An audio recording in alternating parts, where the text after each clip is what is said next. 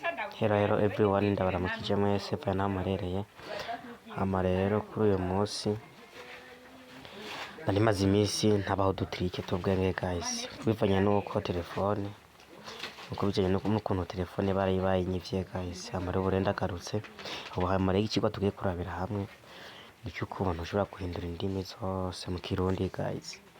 Cyuza gusabwa rero gukora unze ko ucyande subscribe kuri channel yacu ya YouTube, hama ukomeze kuzirironkera video misi yose za buri munsi. Okay, nkuko bisanzwe urabanza uje hano muri Play Store tudukiye application iza kugufasha guhindura indimi zose mu Kirundi. Tuze ngaha kuri barre de recherche turondere Kirundi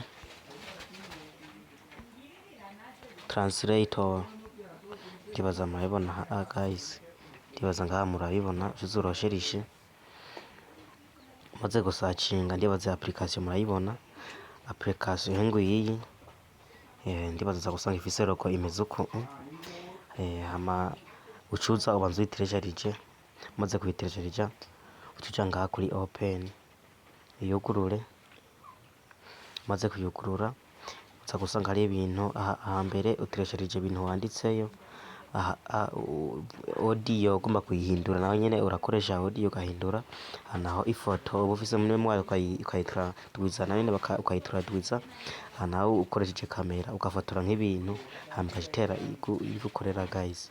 Kuko tuge ahantu uza gukoresha uyu munsi ni ngaha kuri translate now, ngaha tuza gutraduiza twanditse urazohafyonde.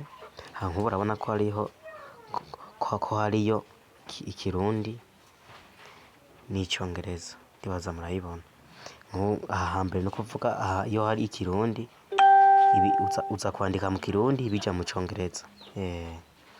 Iyo hari Icyongereza naho uca wandika mu Cyongereza ushira mu Kirundi. Okay, reka ngo twandike mu Kirundi twege.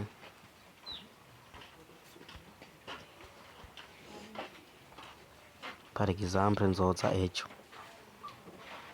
cyaza dufyona ngaha kuri translate ngano cyaza dufyonda nyene tukiheza kwafyona. Ndibaza ko muza mwayibonye guys, ndibaza baguhaye yuko, ndibaza muza mwayibonye ko biza vyakunze yuko bagaza ati I will come tomorrow. Amari akanonje kubera karako ko nyine ku bwenge mukomeza kudushigikira, murakoze.